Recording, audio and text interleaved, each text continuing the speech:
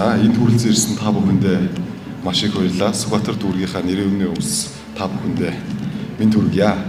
Сүхбаатар дүүргийн 2 дугаар хорооны иргэдийн хурлын төлөөлөгч Цэрэн лам байна.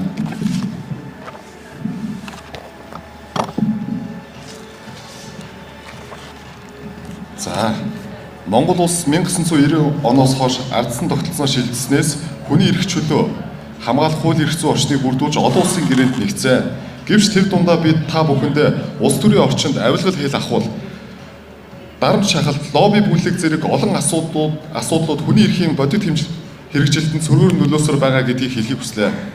Өнөөдөр би хулгайлагдсан эрх чөлөөний тухай ярилцахдаа ганц хувь хүний эрхийг бус төр нийгмийн харилцааны тэнцвэрт байдлыг хөндгөөр хичээлээ. Эрх чөлөөгөө хулгайлагдах эхний зам нь нэг өдөр гинэт булаагдаагүй биднийг баг багаар дуугүй болгосоор өнөөдрөөс үнэн айдаг, маргааш айдаг зүйл нь үнэн болж хувирдаг тэр үе рүү явуулдаг. Төрийн шийдвэр гаргах үйл явц хаалттай болж иргэдийн эрх чөлөө хумигдаж сонгох болон сонгогдох сонголт хаагдсан нийгэмд хүний эрхийг хүндэтгэх соёл биш харин баригдсан хүрээ лобби бүлэг дамгаалдаг байна.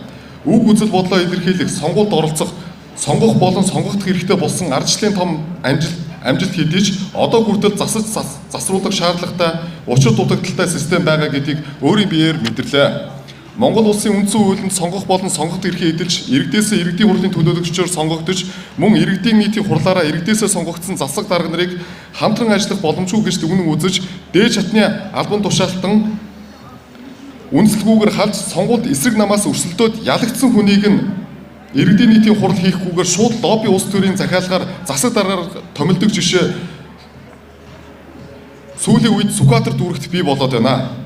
Монгол улсын үндсэн хуулийн 60 дугаар зүйлийн 2 заасны дагуу тухайн аймаг нийслэл сум дүүргийн баг хорооны хурлаас нэр дэвшүүлж таслал дээд шатны албан тушаалтанд томилно гэж заасан байдаг боловч улс төрийн эрхийн ностой зөрчил гарган олон засаг дарга нарыг хууль бусаар халж байгааг шүүхийн байгууллага тогтоон шийдвэр гаргасан ч буруутай албан тушаалтан болох Сүхбаатар дүүргийн засаг дарга одоо болтол шүүхийн тогтоолыг биелүүлээгүй байгаа нь хууль биш хүн засагладаг ямар гажуудалтай систем болсон болж байгааг Сүхбаатар дүүргийн улс төрийн хулгайлагдсан эрх чөлөөнөөс харж болохоор байна. Улс төрийн эрх чөлөө хулгайлагдах үндэс нь төрийн байгууллагын хариуцлага суларч, хариуцлага тооцох механизм сул болж эрх мэдэл төвлөрч, төвлөрөл өсөх тусам иргэдийн оролцоо хумигдж, эрх чөлөө гадаад бус дотоод замаар алдагдаж байна. Төвлөрсөн эрх мэдэл ямар дүн авчирдгийг та бид түүхээсээ харж болно. Хяналтгүй төвлөрсөн эрх мэдэл бол эрх чөлөөний хамгийн дайсан болж иргэдийн дунд иргэдийн төлөөлөгч, төрийн албан хаагч, мөн хороодын засаг дарга нарыг үндсэн хуулиар олгогдсон бүрэн эрхэд хэрхэн хууль бусаар халдаж болдгийг Сүхбаатар дүүргийн жишээ мөн тод томрон харуулж байна. Ингээд харвал эрх чөлөө хулгайлагдах эхний алхам бол айдас. Айдсаар дүүрсэн нийгэмд үгээ хэлэх зориг мохож, асуух эрх бүдгэрч, үнэн үг үн цэнэ алддаг.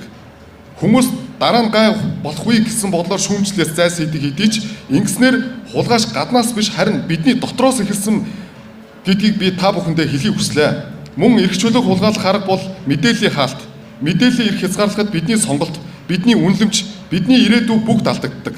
Нэг л өдөр иргэн харахад бид бусдын сонголтоор амьдарч, бусдын үнэнээр амьсгалсан байдаг. Тиймээс бид асуух зоригтой, зөв асуулт нь хаана нуусан хаалт байгааг илрүүлдэг.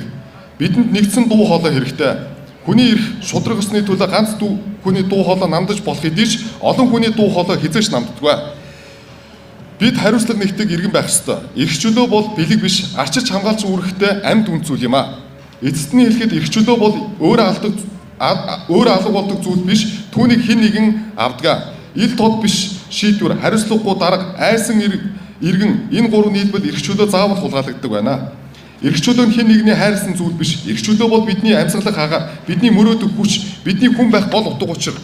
Түүнийг хулгайлахыг зөвшөөрсөн нийгэм ирээдүгөө алдаж, түүнийг хамгаалж чадсан нийгэм ирээдүгөө бий болгодог. Мөн улс төрийн эрх чөлөө бол төрөөс өгдөг зүйл биш. Энэ бол иргэдийн ухамсартай оролцоо, хяналт, нэгдсэн дуу хоолой, улс төрийн соёл, үүний үр дүнд бий болдог үнц нэ. Эрх чөлөө биднээс холдох тусам эсвэл бидний өдөр тутмын амьдрал доктортой орших эсэх нь иргэн бүрийн сонголт болон дуу хоолойноос хамаарна. Өнөөдөр бид нэг зүйлийг хэлэх ёстой.